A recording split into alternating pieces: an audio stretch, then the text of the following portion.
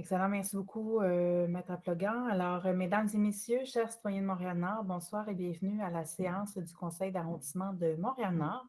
En cette dernière séance de l'année 2021, nous allons observer une minute de silence en respect des victimes de la pandémie de la COVID-19 qui continuent encore de faire des victimes, mais également aux trop nombreuses victimes de féminicides et de crimes violents commis contre les femmes, contre des femmes. Alors, je nous invite tous à un moment de recueillement.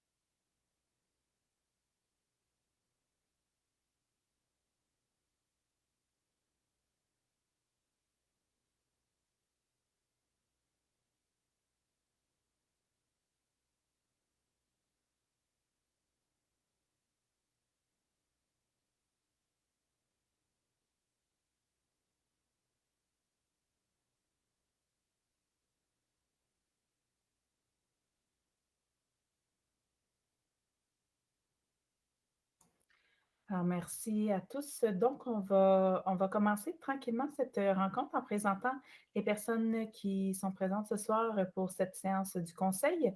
Tout d'abord, M. Philippe Thermidor, conseiller d'arrondissement du district Ovid-Clermont. Bonsoir. M. Abdelak Sari, conseiller de ville du district Marie-Clarac. Bonsoir. M. Jean-Marc Poirier, conseiller d'arrondissement du district Marie-Clarac. Bonsoir. Je transmets mes salutations à Mme Rossi, notre collègue qui est absente ce soir. Alors, on lui souhaite un prompt rétablissement. Alors, donc, je poursuis maintenant avec le personnel du cabinet de la mairesse et des élus. Excusez-moi. Monsieur François Purcell, directeur de cabinet. Bonne soirée et bon conseil. Monsieur Alain David Jean-Noël, chargé de secrétariat. Bonsoir et bon conseil. Madame Anna Miazarek, chargée de secrétariat. Bonsoir, bon conseil.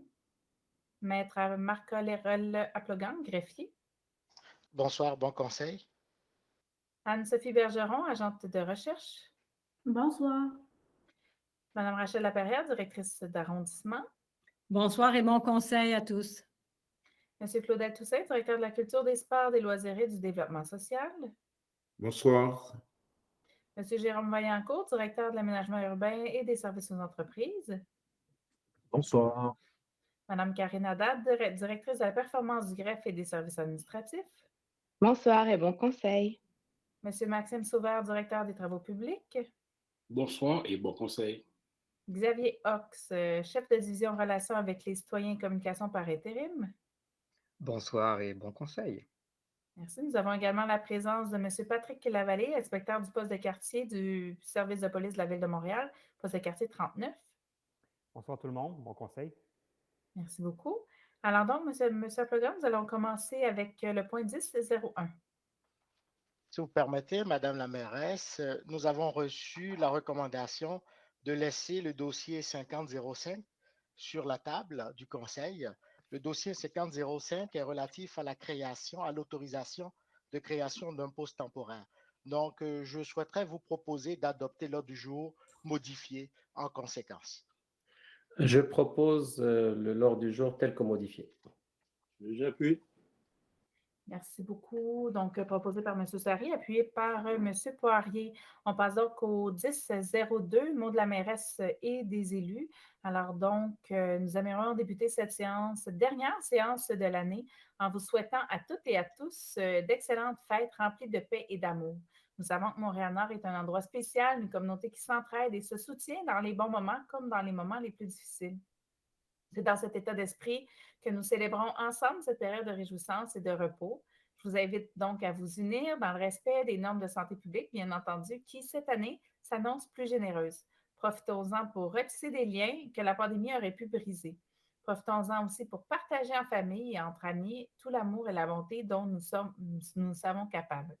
Nous en profitons pour remercier nos employés en cette fin d'année pour leur engagement, leurs efforts. Ils vous ont offert des services tout au long de l'année dans un contexte souvent contraignant causé par la COVID-19. profitons tous du temps des fêtes pour reprendre des forces et revenir avec détermination au service des citoyens en 2022. J'invite maintenant M. Philippe Thermida à nous parler de déneigement et aussi de décoration de Noël.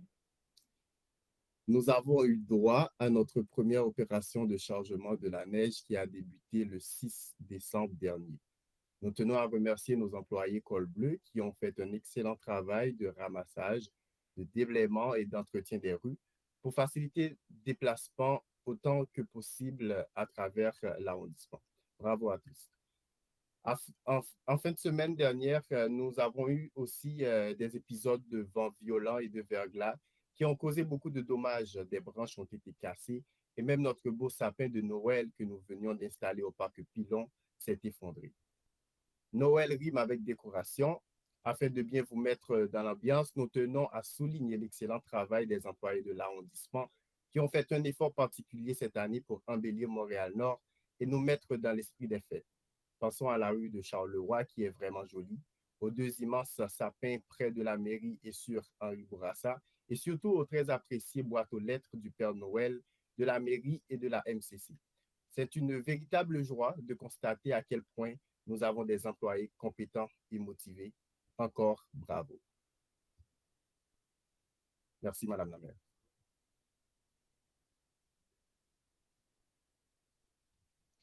Nous ne vous entendons pas, Madame la mairesse. Merci, M. Thermida. Alors, il faut comprendre en fait que en ce qui concerne les dommages qui ont été faits durant la fin de semaine avec les vents violents, bien entendu, nos équipes étaient sur le terrain et ils vont évaluer pour la suite, en fait, pour voir, entre autres, pour notre fameux sapin, si on pourra être en mesure de pouvoir le réinstaller. J'inviterai donc M. Jean-Marc Poirier à nous parler d'achat local. Merci, Madame la mairesse. Cette période de partage est aussi très importante pour nos commerçants de Montréal-Nord. Nous vous invitons donc à penser local quand vient le temps de faire des achats, le temps de faire vos achats de Noël, et de penser à vos sorties et à vos célébrations. Nous avons la chance d'avoir des commerces de proximité variés et uniques qui sont précieux pour notre communauté. Ce sont des créateurs d'emplois et des voisins de choix. Alors profitons-en pour montrer notre solidarité et achetons local. D'ailleurs, nos commerçants vous invitent à célébrer le temps des fêtes sur la rue Charleroi entre Pelletier et Racette. Ne manquez pas la chorale le 16, 17 et 18 décembre prochain. Les lutins, l'heure des comptes, les lutins, l'heure des comptes en plein air et le chocolat chaud. Le 18 décembre à 14h30, le 18 décembre de 14h30 à 17h. Aussi, participez au concours des fêtes. Plusieurs prix à gagner. Les bulletins de participation seront disponibles sur place le 18 décembre. Merci. Merci beaucoup, M. Poirier. Donc, je vous parle maintenant de l'InfoNord. Donc, vous l'avez probablement reçu il y a quelques jours dans votre boîte aux lettres. Donc, on vous invite bien entendu à le regarder, à le lire, à le parcourir. Ça vous permet vraiment de tout savoir ce qui se passe au niveau de votre arrondissement, les services qui sont offerts, également les nouvelles installations qui sont accessibles pour vous.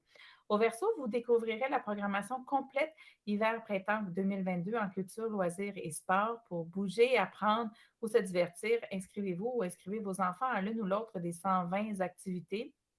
Alors, cette fois-ci, on y va avec une façon de faire qui est particulière. Donc, vous avez vraiment un recto et un verso qui est un début, finalement, de la revue. Alors, on vous invite à le garder, à le conserver, en fait, jusqu'au mois de mai, parce qu'il y a des activités, finalement, tout au long de la saison hivernale qui vont se dérouler. On vous invite, bien entendu, à ne rien manquer, hein, que ce soit les offres dans l'offre, en fait, il y a plusieurs éléments qui sont là. Donc, que ce soit des spectacles, des contes, des expositions, des ateliers, des formations, conférences et du sport. Alors, bien entendu, c'est une programmation très riche. D'ailleurs, je tiens à saluer nos équipes qui l'ont mis en place et à inviter bien sûr tous les citoyens à venir en profiter. Alors, bien entendu, on arrive avec la période des fêtes. Comme on le disait un peu plus tôt, ce sera la période de rassemblement. On tenait à vous rappeler à quel point il est important de garder les routes sécuritaires et d'éviter les accidents. Il existe des solutions comme Nez Rouge pour éviter un drame. Un simple coup de fil suffit pour qu'une équipe de bénévoles vous accompagne avec votre véhicule. Le service sera offert jusqu'au 31 décembre. Nous allons d'ailleurs accorder une contribution financière ce soir de 600 à la Fondation du Cégep du Vieux-Montréal pour la tenue des activités de l'opération Nez Rouge de Montréal plus tard ce soir, afin de les encourager, bien entendu. Alors, on vous invite à visiter le site opérationnerrouge.com pour demander un raccompagnement. J'invite maintenant M. Sari à nous parler de l'organisme CAME. Merci beaucoup, Madame la mairesse. Alors, nous voudrions saluer bien évidemment le 35e anniversaire du Centre d'activité pour le maintien de l'équilibre émotionnel de Montréal-Nord, appelé CAME, qui œuvre sur notre territoire depuis 1986, et ceci pour faciliter l'entraide et l'accompagnement en santé mentale. Il est très important à noter que CAME est le seul organisme en santé mentale créé à Montréal-Nord. Et il était d'ailleurs créé par des femmes nord-montréalaises qui proposent des méthode d'accompagnement reconnue et saluée à l'international, comme le prouvent de nombreux échanges avec le Japon, la Belgique et encore le Brésil. Mes félicitations ainsi celles du conseil d'arrondissement à M. Jean-Nicolas Ouellet et à toute l'équipe d'adjointes et bénévoles. Vous faites un excellent travail qui se veut essentiel pour notre communauté. Un grand merci à toutes et à tous. Nous allons ce soir d'ailleurs entériner une contribution pour cet anniversaire-là, juste pour l'activité de 200 $ pour aider à financer cet événement d'anniversaire. Sur un autre sujet, Madame la mairesse, du 25 novembre au 6 décembre, la campagne annuelle des 12 jours d'action contre la violence, et les violences plutôt, tout type de violence faite aux femmes. C'est une occasion de réfléchir collectivement au phénomène des différents types de violences qui touchent les femmes et de présenter des solutions basées sur des actions concrètes pour enrayer ce fléau. Les derniers mois que nous avons vécu, des mois de pandémie, alors des mois de pandémie à cause de la COVID-19 bien évidemment et de confinement qui viennent avec, ont exacerbé les violences de toutes sortes, spécialement envers nos femmes. En tant que municipalité alliée contre la violence conjugale, nous réaffirmons notre engagement et notre soutien aux victimes et à nos organismes communautaires qui interviennent au quotidien sur le terrain auprès de nos citoyennes et plutôt qui sont en situation de violence domestique. Si vous ou un proche avez besoin d'assistance, si vous ou un proche avez besoin de ressources, ces ressources-là sont là pour vous soutenir, pour vous aider. Je commence par Alt-Femme Montréal-Nord, 514-328-2055. Alt-Femme Montréal-Nord, 514-328-2055. Centre des femmes interculturelles Claire, Centre des femmes interculturelles Claire, 514-325-9116, 514-325-9116. Le CIUS du nord de l'île de Montréal au 514-384-2000. Le CIUS, c'est connu, 514-384-2000. SOS Violence Conjugale, 1-800-363-9010. Le SOS, 1-800-363-9010. Infocrime pour vraiment pour signaler un incident, à garder toute confidentialité, 514-393-1193. Infocrime, 514-393-1193. Pour toute situation d'urgence, bien évidemment composé le 911. Sur un autre sujet un peu plus sportif cette fois-ci, Madame la mairesse, ayant moi-même été adepte de cet art martial et je suis toujours le taekwondo, je suis très très content de prendre la parole sur ce point-ci. Le résident de Montréal-Nord et grand maître de taekwondo, Guy Labatte, a été nommé lauréat de la catégorie bâtisseur par excellence. Alors, c'était dans le cadre d'une soirée qui a eu lieu, la 35e soirée des lauréats montréalais qui avait lieu le 19 novembre 2021 au complexe sportif Claude Robillard. C'est un événement de reconnaissance du sport à Montréal qui se déroulait devant à peu près de 250 convives réunis pour l'occasion. Guy Labatte, élève du grand maître Chongli, il a réussi l'examen de ceinture noire tenez-vous bien en taekwondo en 1970. Nonobstant le fait qu'il ait rejoint le club des nonagénaires depuis quelques années, Guy Labatte demeure très actif en taekwondo. C'est un bon exemple à suivre. Oui, Monsieur Labatte, vous êtes un exemple à suivre. J'espère avoir votre chip quand je vais avoir les 90 ans. Félicitations et merci. Merci, M. Sari, pour ces bons mots. Hein? Ça Ça termine les mots des élus sur une bonne note. On souhaite également être aussi en forme de notre côté. Alors, donc, on va passer à la période de questions du public, donc le point 10.04. Alors donc, je tiens à vous remercier d'avoir utilisé le formulaire mis à votre disposition sur le site web de l'arrondissement pour inscrire votre question au conseil d'arrondissement. Ce formulaire est actif jusqu'à 30 minutes avant le début du conseil. Même si le conseil se déroule à distance et sans public, je tiens à rappeler que les règles restent les mêmes et que pour la durée de la période de questions, c'est ce qui est prévu, c'est 30 minutes, qui, avec l'assentiment du conseil, peut être allongé de 30 minutes et ensuite par bloc de 15 minutes. Ce soir, et vous me donnerez juste un petit instant, je vais ouvrir.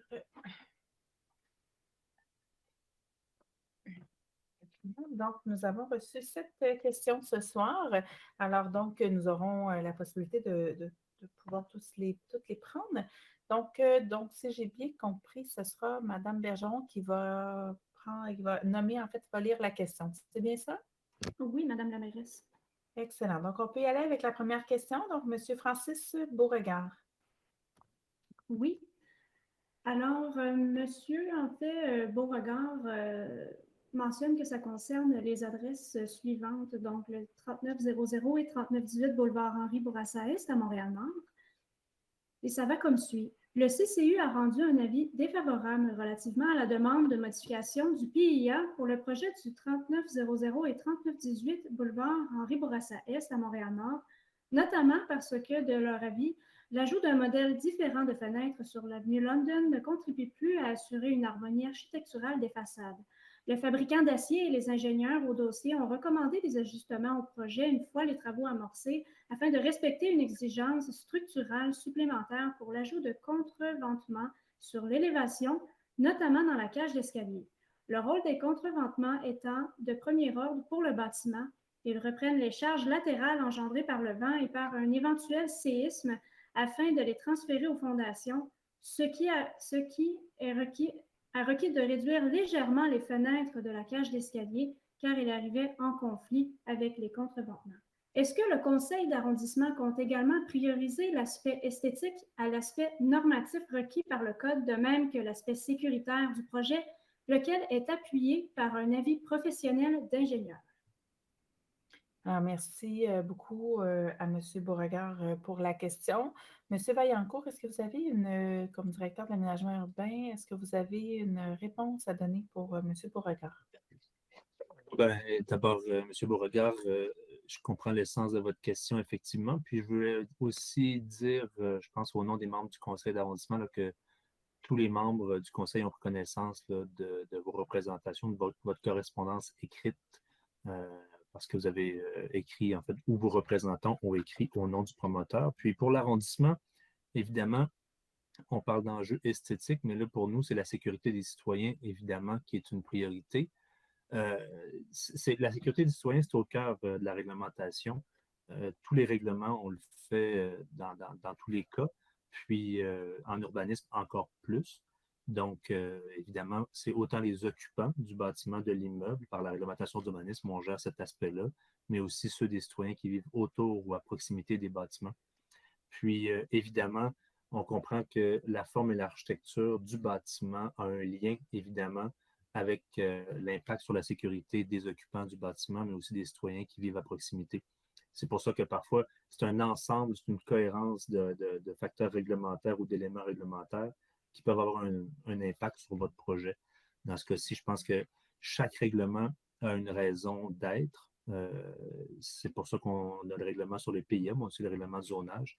Puis, chaque règlement est complémentaire, au même titre que même le règlement de lotissement est complémentaire avec le zonage ou avec le règlement sur les PIA, qui est l'intégration architecturale. Puis, pour l'équipe de l'urbanisme et la direction de l'aménagement urbain, il faut les respecter, on n'a pas le choix. Puis, normalement, c'est déjà le cas parce qu'il y a eu beaucoup de discussions entre le promoteur que vous représentez et c'est au requérant de proposer des solutions, mais nous, à la dose, avec nos équipes à l'urbanisme, on le fait toujours en concertation. Donc, il faut que c'est un peu ça qui s'est passé, c'est qu'on propose des options, on discute ouvertement de différentes modifications au projet qui vont être en mesure de respecter autant le Code national du bâtiment que la réglementation d'urbanisme qu'on doit appliquer et tous les autres règlements aussi qu'on doit appliquer, que ce soit le règlement de construction ou le règlement sur la gestion des eaux de pluie. Donc, on a une panoplie de règlements à faire appliquer. Puis, C'est sûr, c'est un exercice difficile. Puis là, dans l'aspect où on est rendu du projet, là, vous parlez beaucoup des fenêtres, mais il y a aussi d'autres enjeux qui ont été discutés avec les équipes administratives. Puis on a vu qu'on a pu trouver des solutions pour les autres aspects, mais actuellement, on est à une étape où le comité consultatif d'urbanisme a fait une recommandation. Ce n'est pas décisionnel, mais il recommande aux membres du conseil de ne pas accepter la proposition que vous avez faite, là, puis d'émettre donc un avis pour respecter les objectifs et les critères du PIA. Donc, ça veut dire qu'on est à l'étape où il va falloir s'asseoir pour trouver une nouvelle solution.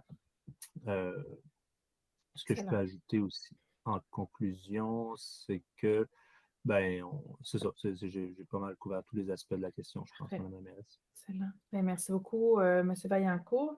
On va maintenant passer à la seconde question, Mme Bergeron, donc de Paul Champagne. Oui, la question de M. Champagne porte sur l'intersection de la rue Fleury et Moncelet. Les barrières du SRB nous cachent la vue lorsque des automobiles font un virage à gauche à ces coins de rue. Il faudrait des flèches vertes et rouges pour ces virages à gauche, comme au coin de Saint-Michel et Henri Bourassa. Alors, merci, M. Champagne, pour votre question. En fait, c'est des questions très pointues là, au niveau du SRB. Je vais vérifier si M. Vaillancourt a eu l'occasion d'aller chercher l'information du SRB parce qu'on avait quand même un petit délai. Donc, je ne sais pas si M. Vaillancourt, vous avez été en mesure d'aller chercher Oui, on a l'information. déjà la réponse. Effectivement, c'est un enjeu par rapport aux clôtures qui ont été installées. Puis, déjà, l'équipe du bureau de projet est consciente qu'il y a un enjeu pour l'intersection Forêt-Fleury en direction nord, mais pour celle de Moncelet, ça n'avait pas été soulevé. Fait que grâce aux commentaires du citoyen, on a pu... de toute façon, il y aurait eu une réflexion là, dans l'ensemble des virages parce qu'il y a une phase prioritaire du feu pour tourner à gauche. Puis après ça, quand le feu reste ouvert, c'est légal de tourner, mais c'est vrai que la visibilité devient assez difficile. Donc, il y a un concepteur qui est actuellement mandaté qui va chercher une solution pour changer les lentilles des feux et rendre ça plus clair. Puis en attendant, on a une solution, là, on est en train de regarder pour des panneaux temporaires pour expliquer aux automobilistes qu'ils peuvent attendre que par mesure sécuritaire, il y a une phase prioritaire au virage à gauche. Donc, les gens peuvent aussi décider d'attendre leur tour pour ne pas prendre de chance sur la lumière verte. Là. Mais évidemment, c'est un enjeu de conception qui devrait être réglé pour assurer la sécurité de tous. Parfait, excellent. Donc, je comprends que c'est un dossier qui va être suivi. Excellent. Maintenant, on va passer à la prochaine question. Merci beaucoup à M. Champagne pour sa question. La prochaine, elle est de Jean-François Gagné. Oui, alors M. Gagné demande, avant et pendant les élections, vous avez souligné qu'il y aurait des consultations concernant une refonte complète du boulevard Gouin à Montréal-Nord. Quand commence cette consultation et comment est-il possible de s'y inscrire? Alors, merci beaucoup, M. Gagné, pour votre question. Si vous étiez à l'écoute lors du dernier mois, on a partagé justement le fait que c'était dans les prochains mois, les prochaines années, bien entendu, que ça allait être en cours et qu'on attendait surtout la fin des travaux du pont P9. Donc, depuis la dernière séance du Conseil, on a eu un petit peu plus de détails par rapport à la fin des travaux qui se situent aux alentours, si je me fie aux notes que j'ai ici, de l'automne 2023. Ce qui fait en sorte que, dans le fond, durant cette période, donc dans les prochains mois, les prochaines années, bien entendu, fin 2022, donc on se retrouve dans environ un an, début 2023, ce sera un bon moment pour commencer à justement réfléchir à la suite dans cette intersection-là pour le boulevard Gouin et P9. Donc, la bonne nouvelle, c'est que les travaux vont bon train. Je sais si vous avez pu voir, en fait, d'ailleurs, cette fin de semaine, le pont était complètement fermé pour permettre, entre autres, aux travaux de pouvoir... en fait, ils ont transféré de voies, hein, donc les gens maintenant vont passer sur la nouvelle partie du pont qui a été complétée. Alors, ce sera l'autre partie qui va être complétée dans les prochains mois, les prochaines années. Alors, donc, les travaux vont bon train et puis on a confiance, en fait, que ça puisse se terminer en la fin 2023 et faire en sorte, justement, qu'on puisse, de notre côté, pouvoir prendre les mesures avant, pendant et après, bien entendu, pour faire en sorte qu'on puisse amener les bonnes mesures et faire en sorte que cette intersection-là soit beaucoup plus sécuritaire, que ce soit au niveau du boulevard Gouin qu'au niveau du boulevard P9 Henri Bourassa. Alors, donc, ça s'en va dans le bon sens. Donc, bien entendu, c'est un dossier qu'on va suivre avec beaucoup d'attention. Ensuite, nous avons une question. La prochaine question est de Fatima Gabriela Salazar-Gomez. Donc, Mme Bergeron. Oui. La sécurité des enfants est l'affaire de tous et de toutes. L'arrondissement a fait savoir dernièrement qu'il retirait ses dos d'âne temporaires autour des écoles à cause de la période de déneigement qui débute. Considérant que nos rues sont très grandes, considérant que nous sommes l'arrondissement avec le plus haut taux de jeunes et considérant que l'installation de silhouettes format nature ne suffisent pas pour contrer la vitesse sur nos rues, pourquoi l'arrondissement ne mise pas sur l'installation de dos d'âne permanents pour contrer la vitesse et assurer une sécurité autour de toutes les écoles et des parcs, comme nos voisins à l'arrondissement Ontic, Rivière-des-Prairies, Rosemont, Villeray-Saint-Michel, Rosemont ou encore le plateau Mont-Royal? Alors, mais merci beaucoup pour votre question, Madame Salazar-Gomez. Donc, en fait, je vous dirais que de ce côté-là, vous l'avez probablement vu durant la campagne électorale. Et d'ailleurs, la dernière question, il faisait référence en ce qui concerne les mesures d'apaisement de la circulation. Ça se veut vraiment une priorité du prochain mandat dans lequel on est actuellement. Alors, donc, effectivement, les dos d'âne temporaires ont dû être retirés. Vous comprendrez qu'avec la saison hivernale, nos équipes de déneigement, entre autres, pour ne nommer que cette équipe, ne pouvait pas fonctionner avec des dos d'âne temporaires dans nos rues. Donc, dans ce contexte-là, on a dû malheureusement les retirer. Par contre, vous devez savoir que pour l'année à venir, on mise définitivement sur des dos d'âne permanents à certains endroits, probablement peut-être à d'autres endroits des temporaires aussi. À certains moments, ça peut être une combinaison des deux qui permet entre autres de faire certains tests, certaines évaluations et voir finalement comment évolue le secteur avec la présence de ces dos d'âne-là.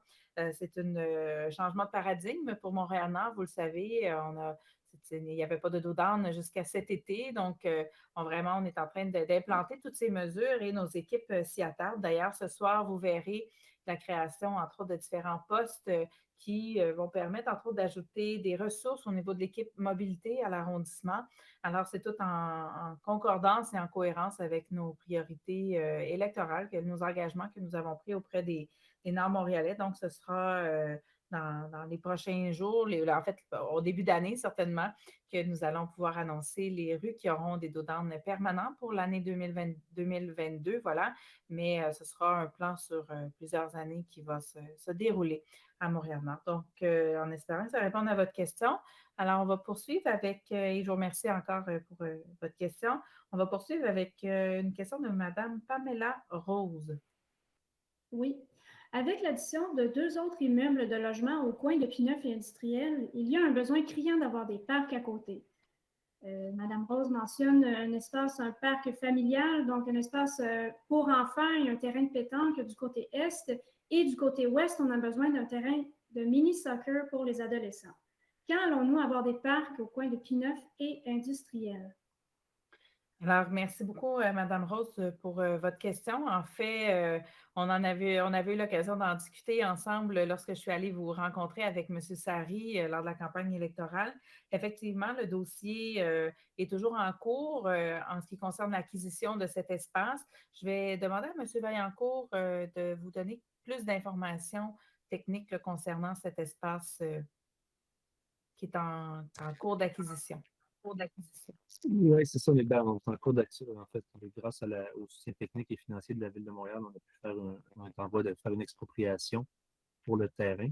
Évidemment, le moment où on aura possession du terrain, ça fera en sorte que dans le contexte autant du plan directeur des parcs de Montréal-Nord, mais aussi dans le contexte qu'on a un parc à aménager à cet endroit-là, il y aura à ce moment-là une consultation, puis des discussions avec les riverains pour assurer de créer un projet qui va répondre aux besoins, évidemment, dans le secteur, puis qui puisse aussi s'insérer dans l'ensemble du plan directeur des parcs.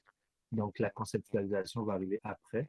Puis, avec le budget d'investissement, le PDI, on pourra après ça faire un projet d'aménagement, mais on parle davantage de 2023 si tout va bien, parce qu'on a un impondérable de possession du terrain.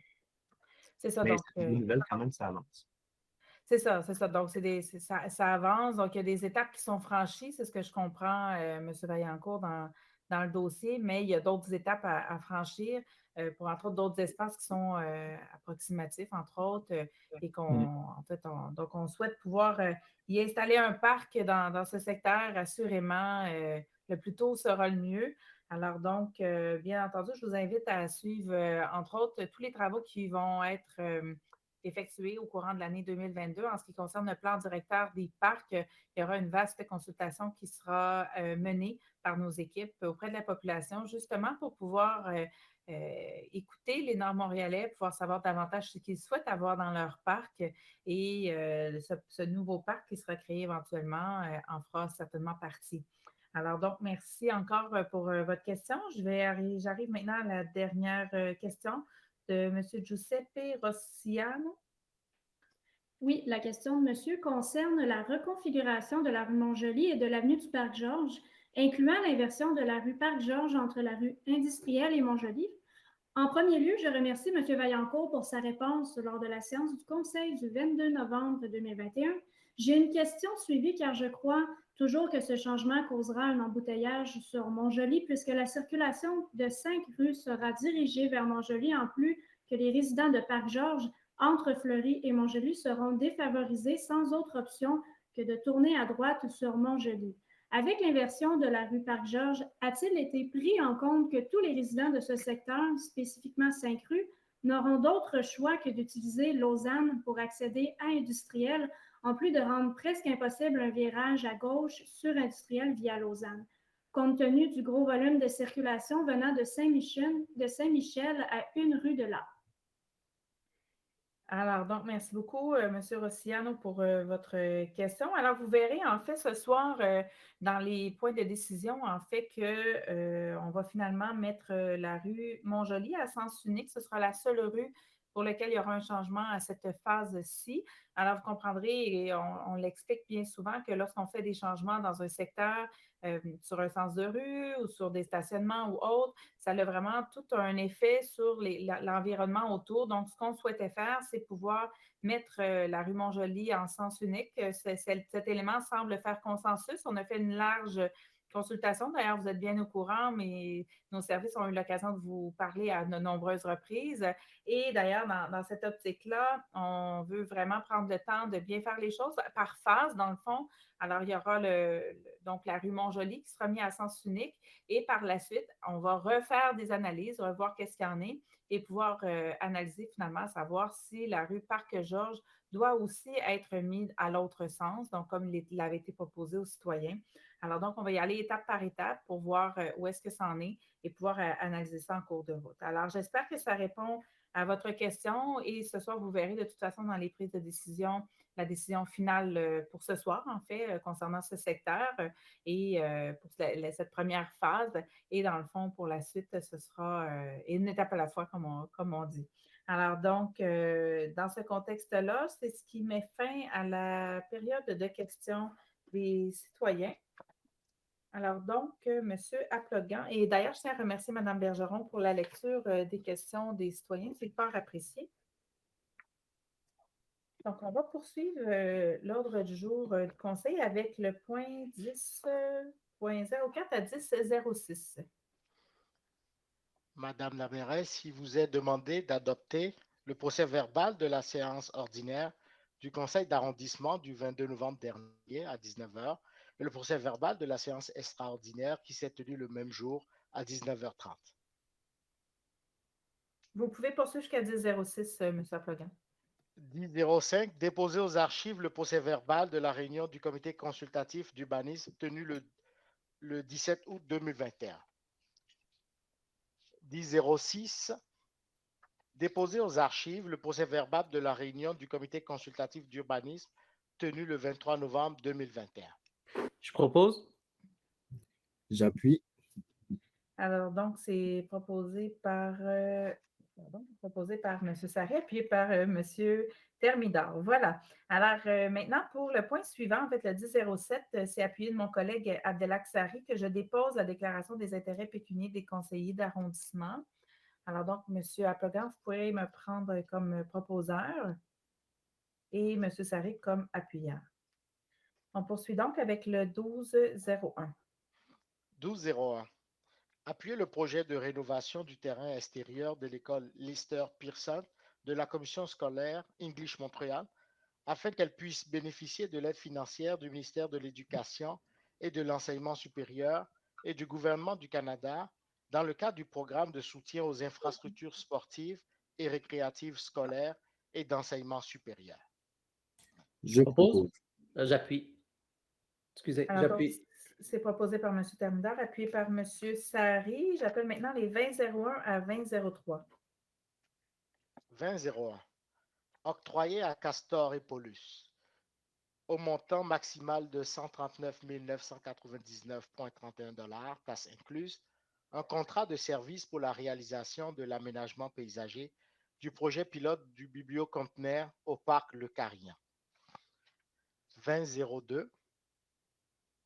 Autoriser la prolongation du contrat 20-18-528 pour l'essouchement d'arbres publics avec 9331-4854 Québec Inc.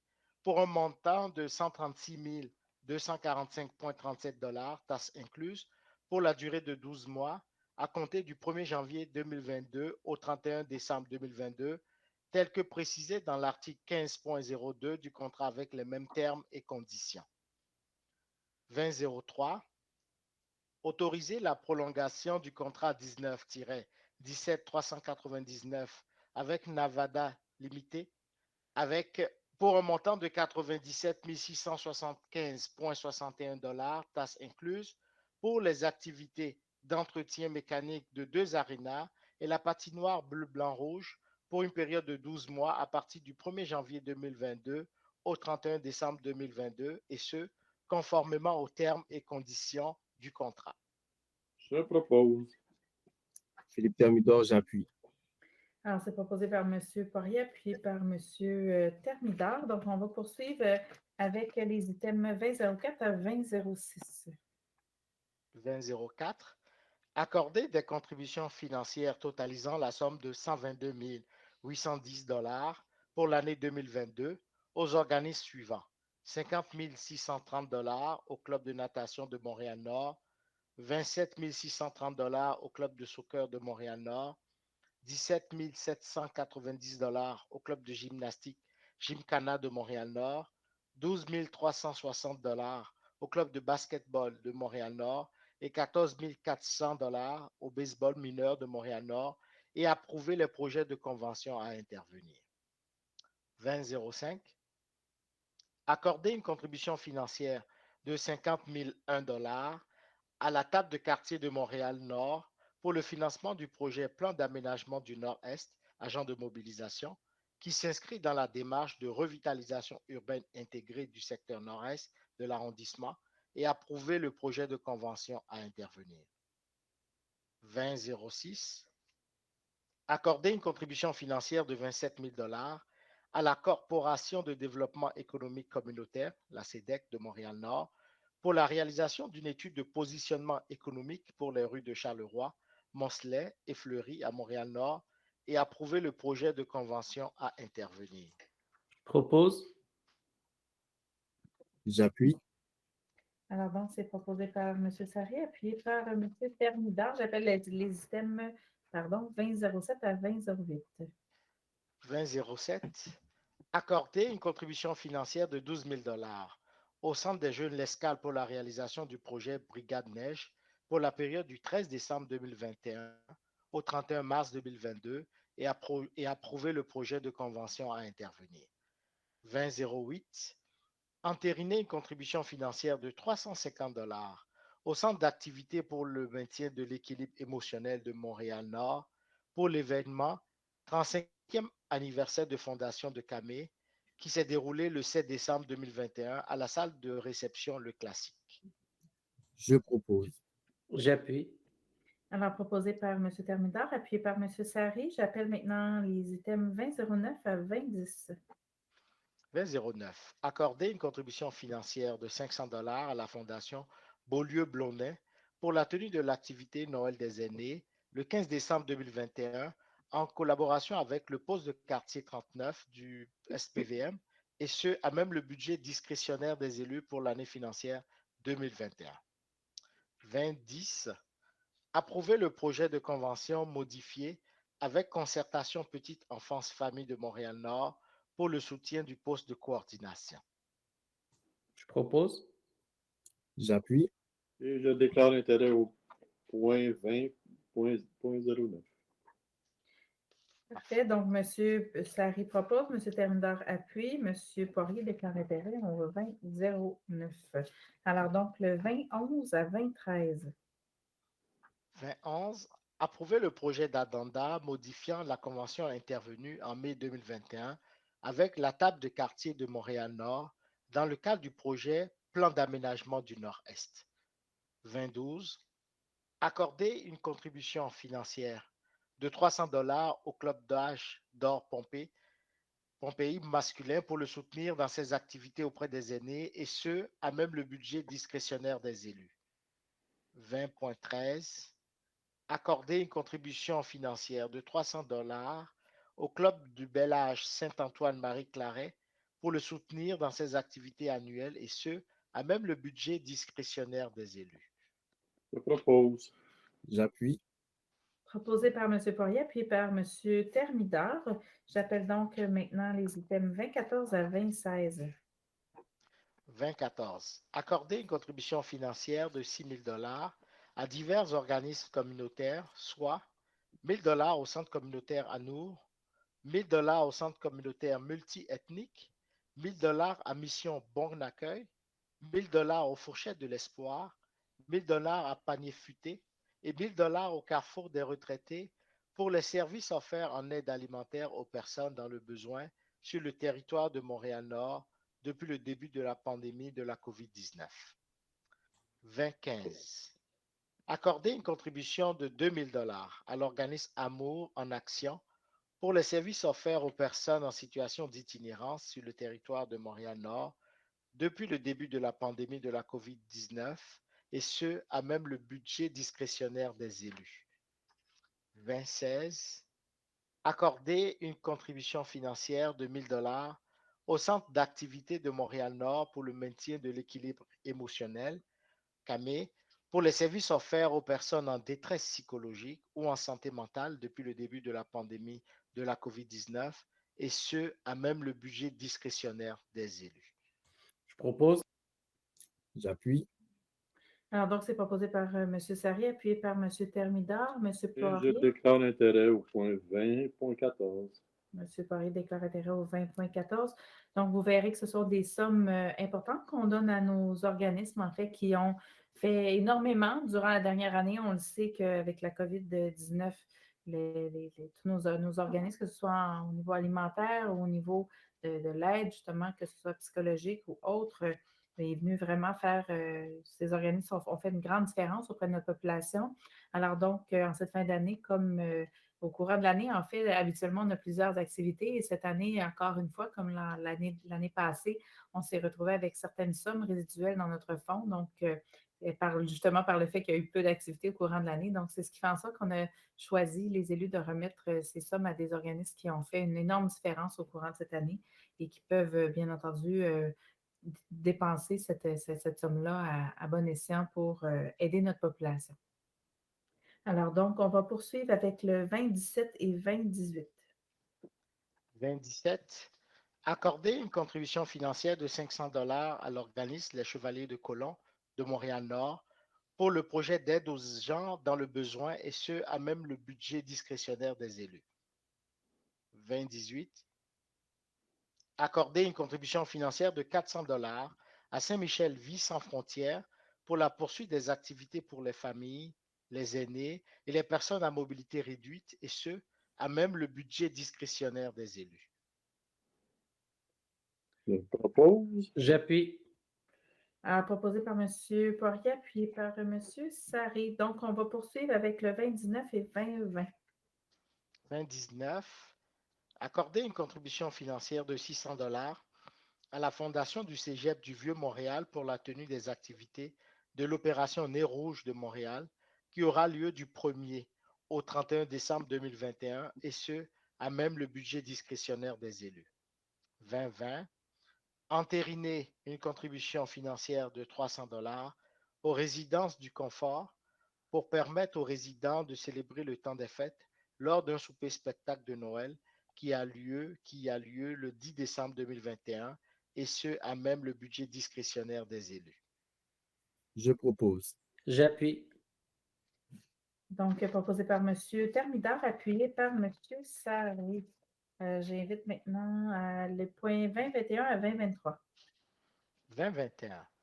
Entériner une contribution financière de 200 au Centre d'activité pour le maintien de l'équilibre émotionnel de Montréal-Nord pour l'événement 35e anniversaire de fondation du CAME qui s'est déroulé le 7 décembre 2021 à la salle de réception Le Classique et ce, à même le budget discrétionnaire des élus. 2022. Entériner une contribution financière de 1 000 au Centre de pédiatrie sociale de Montréal-Nord afin de soutenir l'organisation de la Guignolée qui a eu lieu le 11 décembre 2021 et ce, à même le budget discrétionnaire des élus. 2023. Accorder une contribution financière de 300 à l'Association générale des insuffisants rénaux, AGIR, afin de leur permettre de continuer à aider les insuffisants rénaux à supporter leurs maladies chroniques et ce, à même le budget discrétionnaire des élus. Je propose. J'appuie. Alors, c'est proposé par M. Sarré, appuyé par M. Poirier. J'en profite pour mentionner que la guignolée de ce samedi, en fait, a remporté, en fait, ils n'ont pas remporté, pardon, ils ont récolté, excusez-moi, le montant de 34 219 $ dans cette longue fin de semaine de guignolée. Alors, ils avaient, on voit sur leur site Internet, donc un total de 163 bénévoles qui ont affronté le froid, la pluie et le vent, parce qu'on le sait, samedi, c'était une journée bien particulière pour Montréal. Et déjà, sur l'heure du midi, quand on est passé les saluer, déjà, c'était c'est pas une température idéale, on va se le dire, pour une guignolée, mais heureusement, les sommes ont été au rendez-vous. Alors, on est très heureux d'avoir pu contribuer à cette grande démarche et pour soutenir cet organisme qui est le Centre de pédiatrie sociale de Montréal-Nord. Alors, donc, on va poursuivre maintenant avec le point 3001 à 3002. 3001. Approuver et déposer les rapports mensuels au 31 octobre 2021. 3002. Approuver et déposer les rapports sur l'exercice du pouvoir délégué au 31 octobre 2021. Je propose. J'appuie. Alors, c'est proposé par M. Poirier, appuyé par M. Sarré. Alors, donc, on va poursuivre avec les items 3003 à 3005. 3003.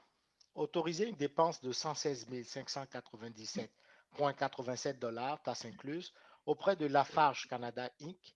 pour la fourniture et le transport de pierres concassées et de pierres pré-mélangées requises par la Direction des travaux publics pour la période du 1er janvier 2022 au 31 décembre 2022, conformément à l'entente cadre intervenue entre la Ville de Montréal et cette firme. 3004. Adopter le calendrier des séances ordinaires du Conseil d'arrondissement pour l'année 2022. 3005. Offrir, en vertu du deuxième alinéa de l'article 85 de la Charte de la Ville de Montréal, Métropole du Québec, au Conseil municipal que l'arrondissement prenne en charge la conception et la réalisation des travaux visant les intercessions surélevées sur Charleroi-Étier et Charleroi-Balzac, faisant partie du réseau routier artériel. Ces travaux font partie du plan d'aménagement Vision Zéro inclus dans le cadre du programme de sécurisation aux abords des écoles, du service de l'urbanisme et de la mobilité, direction de la mobilité, division de la sécurité et de l'aménagement durable. Madame. Alors, ça va prendre un proposeur, oui. Propose. J'appuie. Donc, M. Sarré propose, M. Poirier appuie. On passe maintenant au 3006 à 3007. 3006. Reconduire la reconnaissance et le soutien des organismes suivants, Évolue Jeunes 19-30 ans, à titre de partenaire de mission partagée, Pétale Québec et le Centre d'activité pour le maintien et l'équilibre émotionnel, CAME, à titre de partenaire privé pour la période de décembre 2021 à décembre 2022. 3007. Approuver la reconnaissance et le soutien de l'organisme pour l'intégration, la citoyenneté et l'inclusion de Montréal-Nord, ici, à titre de partenaire de mission partagée pour la période de décembre 2021 à décembre 2022. Un proposeur. Je propose. J'appuie. Donc, c'est proposé par M. Thermidor, appuyé par M. Sarré. On appelle maintenant donc le 3008 à 3009. 3008. autoriser le dépôt de 4 demandes de subvention au ministère des Transports du Québec dans le cadre du programme de sécurisation routière, appel de projet 2021-2022. 3009, entériner une dépense de 200 $ auprès de la fabrique de la paroisse Sainte-Gertrude pour l'achat d'une publicité pour le concert de Noël du 5 décembre 2021, et ce, à même le budget de représentation des élus pour l'année financière 2021. Je propose. J'appuie. Alors, c'est proposé par M. Sarry, appuyé par M. Poirier. J'appelle maintenant, en fait, c'est des avis de motion, donc à donner l'avis de motion pour le 40-01 à 40-04 et des règlements, voilà. 40-01. Donner un avis de motion, présenter, déposer et adopter le projet de règlement RR 1562.058 modifiant le règlement de zonage RR 1562 et le règlement RGCA 09-10-0006 relatif au plan d'implantation et d'intégration architecturale afin de modifier diverses dispositions en vue d'assurer la conformité au programme particulier d'urbanisme du boulevard P9. 40-02. Adopter le règlement RGCA 22-10-0001 sur les tarifs pour l'exercice financier 2022. 40-03. Adopter le règlement RGCA 22-10-0002 sur la taxe relative aux services pour l'exercice financier 2022. 40-04. Adopter le règlement RGCA 22-10-0003 autorisant un emprunt de 900 000 $ pour la réalisation de travaux d'éclairage de rue et de remplacement de lampadaires et pour des travaux de réfection de pavage et de trottoirs sur les rues locales. Je propose. J'appuie. Donc, c'est proposé par M. Sarry, appuyé par M. Thermidor. On poursuit avec le 40-05 à 40-07. 40-05. Adopter le règlement RGCA 22-10-0004 autorisant un emprunt de 1 100 000 $ pour les travaux de réaménagement de parcs, espaces verts et pistes cyclables. 40-06. Adopter le règlement RGCA 22-10-0005 autorisant un emprunt de 2 214 000 $ pour la construction et le programme de réfection et de protection des bâtiments de l'arrondissement. 40-07. Adopter le projet de résolution PP 049 afin de permettre le remembrement des lots et la construction d'un bâtiment multifamilial de 9 logements pour les lots 5 987 371 et 5 987 372, le tout en vertu du règlement RGCA 11-10-0007 sur les projets particuliers de construction, de modification ou d'occupation d'un immeuble. Je propose. J'appuie. Proposé par M. Poirier, appuyé par M. Sarry. J'appelle maintenant le 40-08 à 40-10. 40-08. Adopter le premier projet de résolution PP 050 afin de permettre le remembrement des lots et l'agrandissement du bâtiment principal pour le 10 452, 10 454 avenue Pigeon, le tout en vertu du règlement RGCA 11-10-0007 sur les projets particuliers de construction, de modification ou d'occupation d'un immeuble. 40-09. Adopter la mise à sens unique en direction ouest de la rue Montjoly. 40-10. Statuer sur une recommandation du comité mobilité qui a siégé le 25 août 2021 visant à ajouter un arrêt toute direction à l'intersection de l'avenue Paris et de la rue Sabrevois. Je propose. Et j'appuie. Donc, c'est proposé par M. Sarry, appuyé par M. Poirier. Donc, on en parlait un peu plus tôt. Donc, pour le sens unique direction ouest de la rue Montjoly, il faut savoir que bon, la recommandation est faite ce soir. C'est donc adopté maintenant. Alors, il y aura des prochaines étapes où le sens unique va être établi dans les prochaines semaines, donc dans le secteur. Alors, c'est la phase 1 dans ce secteur-là et on pourra évaluer pour la suite après comment ça se déroule avec cette nouvelle configuration du secteur. Donc, j'appelle maintenant le 2011. 40-11. Statuer sur une recommandation du comité consultatif d'urbanisme, à savoir refuser la modification au PIA approuvé visant la démolition de 2 résidences unifamiliales jumelées, le remembrement des 2 lots et la construction d'un bâtiment multifamilial de 6 étages d'usage résidentiel, classe J, multifamilial de 11 logements et plus, au 39 000 et 39 018, au 39 000, 39 018, boulevard Henri Bourassa Est, en vue du règlement RGCA 09-10-0006 relatif au plan d'implantation et d'intégration architecturale. 40.11. Statuer sur une recommandation du comité consultatif d'urbanisme, à savoir permettre le remplacement des portes et fenêtres au 45-98 boulevard Gouin-Est, le tout en vertu du règlement RGCA 09-10-0006 relatif au plan d'implantation et d'intégration architecturale. Simplement, je vais simplement vous arrêter parce qu'on va prendre les dossiers à part. Donc, il y aura simplement pour le 4011, donc je vais prendre des proposeurs appuyeurs simplement pour celui-là. Je propose. J'appuie. Alors, donc, monsieur, en fait, je crois que c'est M. Poirier qui appuyait sur celui-là, le 4011. Donc, à Non, moins Madame que... la mairesse, je me suis retiré. Vous êtes retiré? OK, parfait. Donc, c'est proposé par M. Thermidor, appuyé par M. Sari. Alors, donc, M. Aplogan, je prends pour acquis que vous avez déjà nommé le 4012, donc vous pouvez nommer le 4013. On prendra les deux proposants en même temps. Parfait.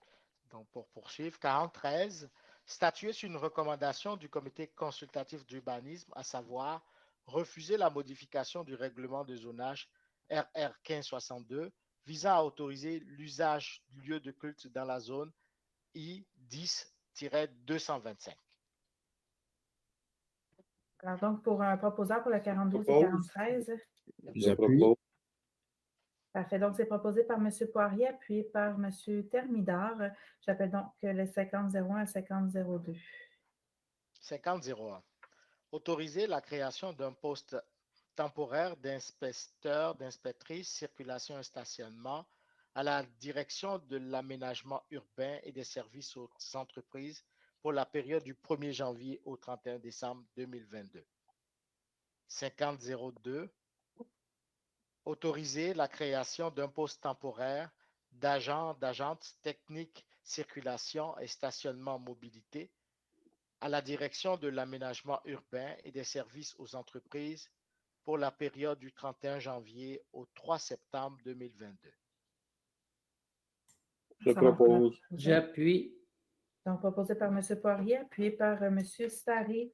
J'appelle donc maintenant les 5003 et 5004. 5003.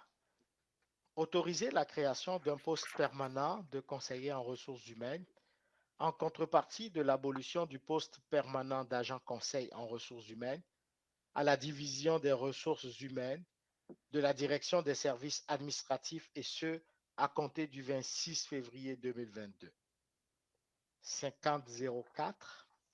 Autoriser la prolongation du poste temporaire de conseiller en planification à la direction de l'aménagement urbain et des services aux entreprises et ce, pour la période du 1er janvier au 28 février 2022.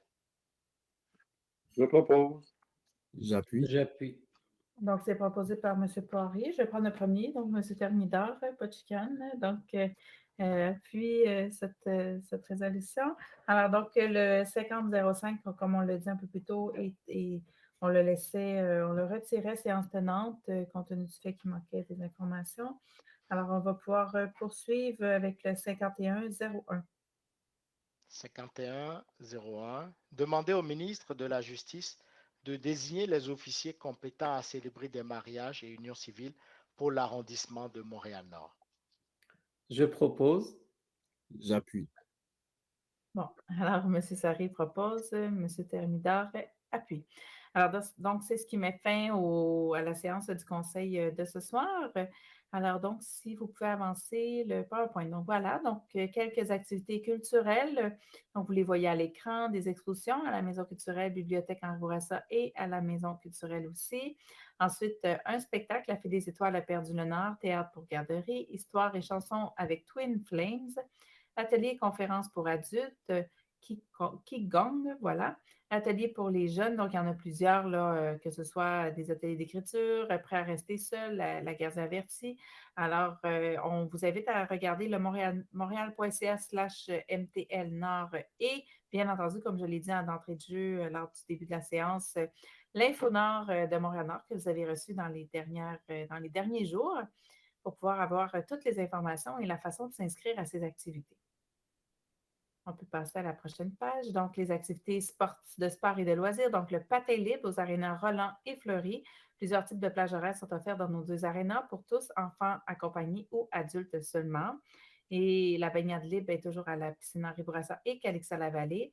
Et la programmation hiver 2022 comprenant toutes nos activités maintenant disponibles, comme je le dis un peu plus tôt, sur le site montréal.ca/MTL Nord et bien entendu l'Info Nord que vous avez reçu dans les derniers jours. La prochaine séance du conseil, donc comprenez qu'on prend en relâche quelques semaines, on sera de retour avec vous le lundi 7 février 2022 à 19h pour cette nouvelle année. Alors, avant de quitter, je vous souhaite une très belle période des fêtes, un joyeux Noël, une très bonne année. Et puis, je suis certaine que mes collègues aussi vous transmettent leurs plus sincères salutations. Est-ce que vous souhaitez adresser quelques mots? Monsieur Sari, allez-y. Ben, à mon nom personnel et au nom de l'ensemble du conseil, ben, je vous souhaite une bonne période de fête, un joyeux Noël, une bonne année 2022, plein d'amour, de quiétude, de prospérité, mais surtout avec le temps qui court et cette pandémie, de la santé, puis continuer à vraiment à faire attention à ces variants du COVID, puis de rester toujours vigilant. Alors ça, c'est très important. Alors la santé, puis c'est de la santé qu'on vous souhaite.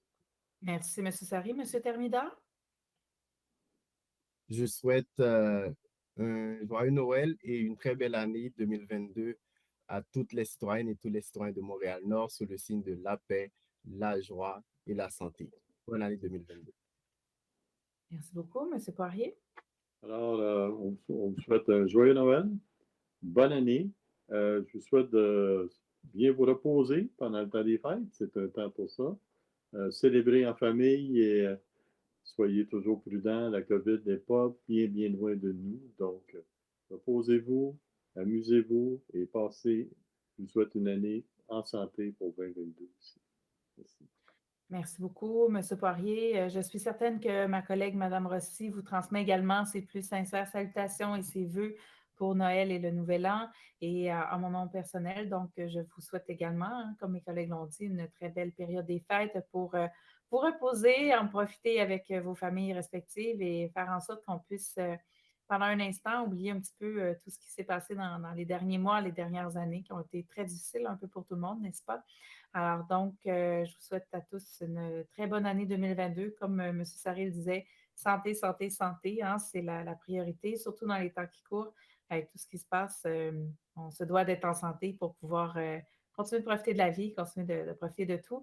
J'en profite également en cette fin d'année pour remercier toute l'équipe de l'arrondissement, en commençant par la directrice d'arrondissement, Mme Rachel Laperrière, de même que toute l'équipe de direction, les communications, bien entendu aussi, qui sont d'une aide précieuse, que ce soit pour l'organisation de ces conseils, mais également dans notre travail au quotidien à l'arrondissement.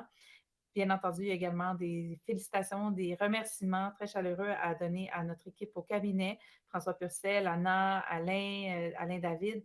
Donc, merci pour tout le travail que vous faites au quotidien. En fait, vous êtes bien souvent la première ligne hein, quand les citoyens appellent au bureau. C'est vous qui prenez les appels, qui faites beaucoup de travail en arrière-scène. Donc, c'est vraiment avec beaucoup de plaisir, en fait, aujourd'hui que je vous remercie et qu'avec l'équipe, on vous remercie très chaleureusement pour tout ce que vous faites.